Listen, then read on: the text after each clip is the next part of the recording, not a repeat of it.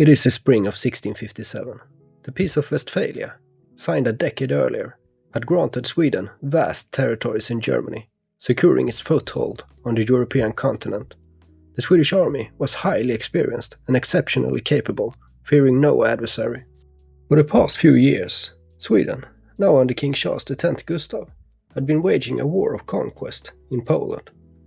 Initially, the campaign had been highly successful, bringing large parts of Poland under Swedish control. However, in reality, Sweden's strategic position was precarious. While the army was arguably Europe's finest, it was also small and severely overextended. The entrance of the Dutch Republic into the war against Sweden complicated matters further.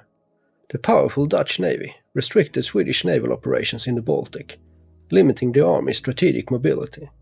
Meanwhile, Poland's agreement to grant sovereignty to Prussia convinced Brandenburg to switch side and declare war on Sweden. This meant Sweden now faced an overwhelming coalition of enemies, including Russia and the Habsburg monarchy. For Denmark, this situation presented an opportunity. Sweden had long suspected Denmark's war preparations, but King Charles Gustav had urged caution. By March 1657, Carl Gustav Wrangel, who always referred to himself simply as Carl Wrangel, but will be referred to here by his full name for historical clarity, reported to the king about the intensified Danish preparations of war. Wrangel wanted to use the navy to pressure Denmark and force its forces to focus on defending their core islands. Still, the king remained cautious. Denmark possessed a solid core of professional soldiers, but its broader army was poorly trained and largely inexperienced.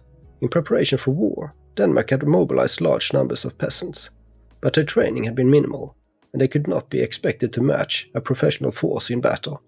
Strategically, Denmark appeared to be in a strong position.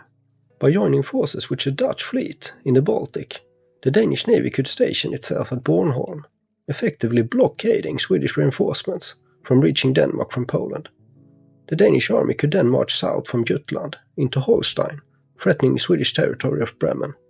Yet, no one could have anticipated that, within a year, the Swedish king would lead his small army across northern Germany, clear Jutland with Wrangel's leadership, and then march across the frozen Baltic Sea, conquering Danish island after island, until by February 1658, he stood just outside the gates of Copenhagen. However, that is exactly what was about to unfold. Having pursued a cautious strategy before the war, King Charles Gustav dramatically shifted course after Denmark declared war in early June 1657. He immediately marched his army through Swedish Pomerania and across northern Germany, seeking to seize the initiative and force the Danes onto the defensive. A Danish force under Anders Billy had advanced south into Holstein and deeper into Swedish Bremen. Wrangel, despite commanding a smaller force, swiftly and decisively expelled the Danes due to his army's superior experience and professionalism. By August, Swedish forces had pushed the Danes back into Jutland, where they retreated to the fortress of Frederiksodde. Wrangel followed in pursuit. Denmark, however, did achieve some initial successes. From Norway, a Danish army under Major General Ivar Krabbe invaded Sweden. Though too small to pose a major threat alone, it put additional pressure on Swedish defenses. Ironically, a Dutch naval blockade of Gothenburg prevented Sweden from shipping reinforcements to Poland. Instead, these troops were redirected to fight in Halland and Scania. Meanwhile, the Swedish navy attempted to secure a decisive victory over the Danish fleet at Bornholm, but suffered a setback at the Battle of Mön. In Jutland, Charles Gustav sought to maintain momentum and hoped to assault Frederiksodde immediately. However, Swedish scouts reported that the fortress was far more heavily fortified than anticipated. By October, Wrangel had received reinforcements, making his force slightly larger than the one he was besieging. On October 22nd, the king ordered Wrangel to take Frederiksodde. Wrangel knew that success depended on surprise.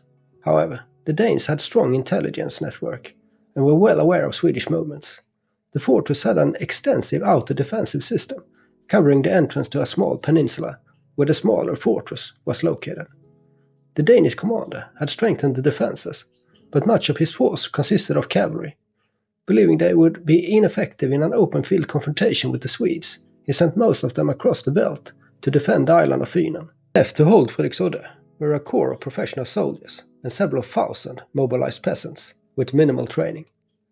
This disparity in troop quality gave Wrangel an advantage. To maintain secrecy, he kept his assault plans within a very small circle. The night after receiving the king's orders, Wrangel hosted a large dinner party for his officers and their wives, ensuring no suspicion of an imminent attack. After the festivities ended, he gathered his officers and revealed the plan. The assault would begin before dawn. The strategy involved 3 attack columns striking from different directions to seize the bastions and blow open the gates. Speed and surprise were critical. Wrangel personally led the right column, which included a cavalry detachment that would ride through shallow waters around the defenses to attack from the rear. To counter this, the Danes had placed wooden spikes in the water, forcing the Swedish cavalry to bring craftsmen to clear a path under heavy fire. At 5 a.m., the assault began. The plan worked. The Danish defenders were caught off guard. Wrangel's column made rapid progress, with the craftsmen bravely cutting through the wooden spikes despite intense enemy fire. The middle column also succeeded, scaling the bastions and engaging in fierce combat before Swedish sappers blew open the gates. The left column, however, faced difficulties. Their commander was killed early on, and the sapper responsible for breaching the gate also perished.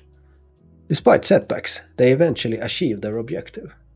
The Danish commander and his closest forces withdrew to the smaller fortress at the peninsula's tip, while a group of Danish dragoons, lacking orders to retreat, staged a last stand in a church within the fortress area. Some accounts suggest they fought to the last man. With the situation hopeless, the remaining Danish forces surrendered, granting Wrangel a resounding victory. Swedish casualties were minimal, while Danish losses likely numbered in the thousands. Wrangel allowed the surviving peasant militia to leave in exchange for promises not to take up arms again. This triumph gave the Swedish army complete freedom to maneuver in Jutland. However, as long as the Danes and the Dutch controlled the Baltic Sea and the Danish Straits, Wrangel could not secure a decisive victory. As we know, that is not how the story ends. The winter of 1657 to 58 turned out to be exceptionally cold, freezing even the Baltic Sea in the Danish Straits. The king ordered Wrangel to plan for a crossing, but this was not an easy task. A small Swedish flotilla in Wismar could be used, but the icy sea made navigation as difficult for them as it was for the Danes to defend. Slowly, the idea of marching across the ice began to take hold in the Swedish camp. Wrangel himself rode along the coast, scouting possible crossings at the narrowest points of the Little Belt Strait, but he found no solid ice thick enough to support a crossing. At the end of January, a small Swedish patrol ventured across the ice to the island of Brandsö. There they encountered a Danish cavalry force and were swiftly captured, except for one man who managed to escape. Upon hearing this, Wrangel immediately ordered the island to be taken, which it was. With Brandsö secured, the Swedes had a stepping stone a few kilometers out into the strait. However, at least 5 kilometers of open sea ice remained between them and the nearest point on Fynen Island. Though the continued freezing temperatures had thickened the ice, there was a vast difference between a small patrol crossing and an entire army, thousands of soldiers, horses, equipment, supplies, and artillery making the passage. On January 28, Wrangel reported his plan for the crossing to the king, who ordered him to proceed. Directly across from Brandsö on Fynen lay a small peninsula where the Danes had hastily constructed several redoubts. Once again, local peasants had been mobilized to man the defenses, while Danish cavalry forces converged on the area. At dawn on January 30th, the Swedish army marched out onto the ice. The force was divided in two. Wrangel led the vanguard, while the king commanded the main body. To mitigate the risk of crossing, the Swedes brought ladders and other materials to reinforce weak sections of the ice. Cavalry squadrons and infantry units spread out over a larger area than usual to distribute the weight more evenly. The first Swedish troops to reach the shore were a cavalry vanguard under Colonel Kasper Bornman. They attacked up the beach at a bay called Tybrind Vig, managing to disperse the waiting Danish cavalry and establish a beachhead. Wrangel's main force followed, launching a direct assault on the primary Danish defenses, where the defenders had cut large holes in the ice, creating a makeshift moat around the peninsula. The Swedes met fierce resistance and struggled to gain a foothold. Seeing this, the king advanced with his force, but instead of reinforcing Wrangel, veered north to attack the opposite side of the peninsula. Here the Swedish assault was far more successful. This breakthrough allowed the Swedish cavalry to push inland and cut off the Danish defenders from behind. Yet, the battle was far from over.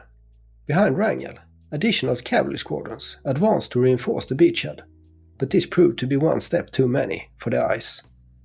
With a sudden crack, a massive hole opened up in the frozen surface, swallowing a large portion of 2 German cavalry squadrons, drowning men and horses alike. Even the king's sled, which he had abandoned earlier to fight on horseback, was lost to the icy depths. Just Gustav himself was injured by debris as a Danish artillery fire struck the ice around him. But, as with Frederiksodde, the Battle of Tybrind Vig ended in futility for the Danes. Realizing their hopeless position, they rode up to Wrangel and surrendered. With these 2 victories, Wrangel and the Swedish army had accomplished what seemed impossible. The king now had his foothold on Fynen. The Danes were in disarray, and the initiative was firmly in Swedish hands. But here we will leave this war for a moment and travel back in time to where we last left Wrangel's story in episode 1 to explore the events that in many ways set the stage for this triumph.